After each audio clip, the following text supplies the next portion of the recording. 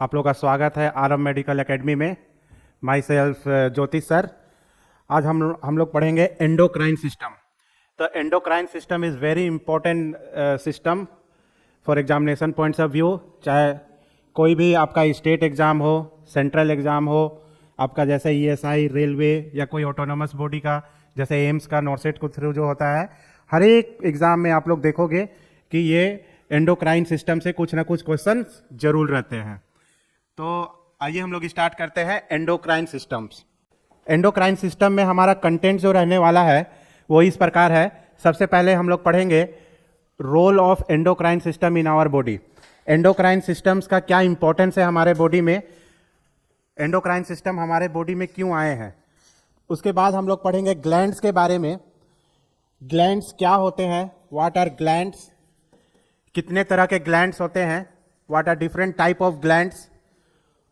उसके बाद हम लोग पढ़ेंगे हार्मोन के बारे में, क्योंकि एंडोक्राइन सिस्टम में क्या होता है, हम लोग हार्मोन्स के बारे में एंडोक्राइन सिस्टम में हम लोग पढ़ते हैं हार्मोन्स के बारे में।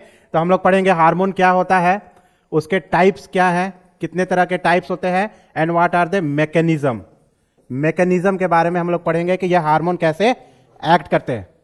उसके बाद हम लोग पढ़ेंगे endocrine gland and the hormones के बारे में। हमारे बॉडी में कितने सारे एंडोक्राइन ग्लैंड्स हैं, सारे ग्लैंड को डील करेंगे और हम लोग देखेंगे कि हर एक ग्लैंड से कौन कौन से हार्मोन सीक्रेट्स होते हैं। और लास्ट में हम लोग पढ़ेंगे एंडोक्राइन डिसऑर्डर के बारे में कि ये एंडोक्राइन सिस्टम से रिलेटेड कौन कौन से डिसऑर्डर होते हैं, उसका हम लोग मेडिकल मैनेजमेंट, नर्सिंग मैनेजमेंट, सारा कुछ हम लोग एक एक करके देखेंगे। तो एंडोक्राइन सिस्टम में हम लोग क्या पढ़ने वाले हैं, role of endocrine system in our body, what are glands, what are different type of glands, what are hormones, hormones क्या होते हैं, कितने तरह के हार्मोन होते हैं, ये हार्मोन का मैकेनिज्म कैसे है, कैसे एक्शन करते हैं, what are different endocrine gland in our body, हमारे शरीर में कौन कौन से एंडोक्राइन ग्लैंड पाए जाते हैं और उनके द्वारा कौन कौन से हार्मोन सीक्रेट्स किए जाते हैं। और लास्ट में हम लोग पढ़ेंगे एंडोक्राइन डिसऑर्डर के बारे में कि एंडोक्राइन सिस्टम से रिलेटेड क्या क्या बीमारियां होती है हमारे शरीर में। तो आइए आगे बढ़ते हैं। तो सबसे पहले हम लोग पढ़ेंगे role of endocrine system. Role of endocrine system, ये एंडोक्राइन सिस्टम हमारे बॉडी में आया ही क्यों, तो इसको समझते हैं। जब पृथ्वी में करोड़ों साल पहले जब लाइफ का ओरिजिन हुआ था, पहली बार जब लाइफ आया था अर्थ में, पृथ्वी में, तो उस समय का जो सेल हुआ करते थे वो बहुत सिंपल सेल हुआ करते थे, जिसको हम लोग बोलते हैं प्रोकैरियोट। और ये सेल क्या होते थे, यूनिसेलुलर होते थे, सिंगल सेल के होते थे। जब पृथ्वी में लाइफ की उत्पत्ति हुई थी उस समय जो सेल आए थे वो कैसे सेल होते थे, बहुत सिंपल सेल होते थे, जिनको हम लोग बोलते थे प्रोकैरियोटिक सेल या प्रोकैरियोट बोलेंगे, और वो यूनिसेलुलर होते थे क्योंकि ये सिंगल सेल के ऑर्गेनिज्म होते थे। ये क्या होता है, सारा फंक्शन जो है फिजियोलॉजिकल फंक्शन ये खुद स्वयं परफॉर्म करते थे। जैसे अभी हम लोग समझते हैं, जैसे आपको गैसियस एक्सचेंज करना है, ऑक्सीजन अंदर लाना है और कार्बन डाइऑक्साइड बाहर ले जाना है, तो ये कैसे होता था, बाय सिंपल डिफ्यूजन हो जाता था। ठीक है, इसके लिए कोई सिस्टम अलग से सिस्टम की जरूरत नहीं थी, by simple diffusion the gaseous exchange were taking place. ठीक उसी प्रकार अगर फूड को अंदर आना है तो बाय सिंपल एंडोसाइटोसिस, और कोई वेस्ट प्रोडक्ट को बाहर ले जाना है तो बाय सिंपल एक्सोसाइटोसिस क्या होता था, ये मेम्ब्रेन से डिफ्यूज होकर बाहर चले जाते थे।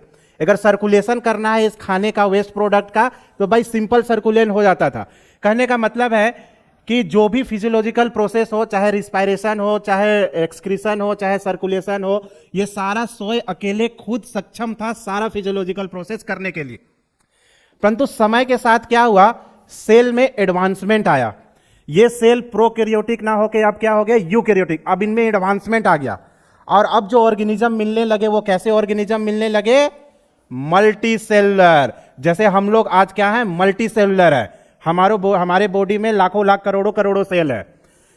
तो ये पहले थे यूनिसेलुलर, अब थे मल्टी सेलुलर। तो मल्टी सेलुलर में क्या बदलाव आया है, कुछ ग्रुप ऑफ सेल क्या हो गए, कुछ ग्रुप ऑफ सेल इकट्ठा हो गए एक साथ और बोले कि हम गैसियस एक्सचेंज का काम करेंगे, हम ऑक्सीजन लेंगे और कार्बन डाइऑक्साइड देंगे, और इस सिस्टम का नाम बोल दिया गया रिस्पायरेटरी सिस्टम। उसके बाद कुछ ग्रुप ऑफ सेल फिर और इकट्ठा हुए, कलेक्ट हुए और बोले कि हम लोग क्या करेंगे, बॉडी में जितना भी वेस्ट प्रोडक्ट है उसको शरीर के बाहर निकालेंगे, एक्सक्रीशन का काम करेंगे। तो ये कौन करता है हम लोग का? किडनी करता है। ठीक है, उसके बाद कुछ ग्रुप ऑफ सेल इकट्ठा हुए और बोले कि हम पंपिंग का काम करेंगे। बॉडी में जो ब्लड है उसको पूरे शरीर में सर्कुलेट कौन कराता है? हार्ट कराता है। तो हार्ट कौन सा रिस्पॉन्सिबिलिटी ले लिया? ब्लड को पंप कराने का। उसी प्रकार फिर कुछ ग्रुप ऑफ सेल इकट्ठा हुए और वो रिप्रोडक्शन के लिए रिस्पॉन्सिबल हो गए। तो अब देखिए पहले क्या था, एक सिंगल सेल सारा फिजियोलॉजिकल प्रोसेस करता था, चाहे रिस्पायरेशन हो, चाहे डाइजेशन हो, चाहे एक्सक्रीशन हो, ठीक है, एक्सक्रीशन हो, चाहे सेल का डिवाइड होना हो, दैट इज रिप्रोडक्शन हो। ठीक है, बाई सिंपल बडिंग ये लोग रिप्रोड्यूस कर लेते थे, एक सेल से दो सेल हो जाते थे। परंतु जब ये मल्टी सेलुलर बन गए तो हर एक ग्रुप ऑफ सेल इकट्ठा हो गए और अलग अलग फंक्शन परफॉर्म करने लगे। पर ये है तो एक ही इंडिविजुअल, ये है तो एक ही इंसान का। तो इसमें क्या जरूरत पड़ा कि हार्ट क्या काम कर रहा है ये किडनी को पता होना चाहिए, हार्ट क्या काम कर रहा है ये रिस्पायरेटरी सिस्टम को पता होना चाहिए। आपस में क्या चाहिए? कोऑर्डिनेशन चाहिए, मेल मिलाव चाहिए, इनको पता होना चाहिए कि अगला ऑर्गन क्या काम कर रहा है। फिर उसी के अनुसार ये लोग अपना फंक्शन को क्या करते हैं? अल्टर करते हैं। ठीक है, अगर किडनी को कोई मुसीबत आ गया तो ऐसा नहीं है कि किडनी अकेले उसको झेलेगा, हार्ट भी उसको हेल्प करेगा, उसको उसका हेमोस्टेसिस को गेन करने में। तो अब ये लोग कम्युनिकेशन कैसे स्थापित करें? तो कम्युनिकेशन स्थापित करने के लिए भगवान ने हमारे बॉडी में दो बहुत इंपॉर्टेंट, बहुत ब्यूटीफुल सिस्टम दिए हैं, जिसको हम लोग बोलते हैं endocrine system. Endocrine system and second is nervous system. तो हमारे बॉडी में जो डिफरेंट ऑर्गन है उनके बीच में आपस में बातचीत करने के लिए, आपस में कम्युनिकेट करने के लिए, आपस में एक दूसरे से कोऑर्डिनेट करने के लिए हमारे बॉडी में भगवान ने दो बहुत महत्वपूर्ण सिस्टम दिए हैं। वो क्या है? Endocrine system and nervous system. ये एंडोक्राइन और nervous system help these organs to coordinate with among each other. ठीक है, अब इनका जो प्रोसेस है कोऑर्डिनेट करने का वो अलग है। जैसे आप लोग जानते होंगे कि एंडोक्राइन सिस्टम में क्या है? Endocrine system release some chemicals, ठीक है, जिसको हम लोग क्या बोलते हैं? हार्मोन बोलते हैं। ये ब्लड में अपना क्या करेंगे? केमिकल को सिक्रीट करेंगे और ये हार्मोन फिर कहीं दूसरे जगह जाके कोई जिसको इंफॉर्मेशन देना होगा वो देगा। जैसे किडनी अगर मान लीजिए कोई हार्मोन निकाल रहा है तो ये हार्मोन निकलेगा और ये चला जाएगा हार्ट के पास ब्लड से, और हार्ट में जाके जो इंफॉर्मेशन दिया होगा, जो चेंजेस लाना होगा हार्ट में, वो चेंजेस आएगा। तो by the chemicals messenger which is known as hormone, they are communicating with each other in endocrine system. Nervous system में क्या है? नर्वस सिस्टम में हमारे बॉडी में क्या है? पूरे शरीर में नर्व्स, जिसको एक तार के जैसा समझ सकते हैं, पूरे बॉडी में क्या है? तार फैला हुआ है। ठीक है, ये क्या है? नर्व्स फैले हुए हैं। तो ये मैसेज कैसे भेजते हैं? ठीक है, अगर किडनी को अगर कुछ बताना है लंग को, तो ये क्या करेंगे? एक इंपल्स जनरेट करेंगे, जिसको बोलते हैं इलेक्ट्रिकल इंपल्स। ये इंपल्स जनरेट होगा और इंफॉर्मेशन जाके लंग को देंगे। तो एंडोक्राइन सिस्टम कैसे कम्युनिकेट कर रहा है? By the help of hormones, by the help of chemical. ये केमिकल सिक्रीट्स होते हैं ब्लड में, और ब्लड से जहां कम्युनिकेट करना है वहां जाते हैं टारगेट ऑर्गन में, और वहां पे वो जो भी बदलाव लाना हो वो बदलाव लाते हैं। नर्वस सिस्टम कैसे अपना काम करते हैं? ये नर्व्स के थ्रू इलेक्ट्रिकल इंपल्स भेजते हैं और अपना इंफॉर्मेशन एक ऑर्गन से दूसरा ऑर्गन में भेजते हैं।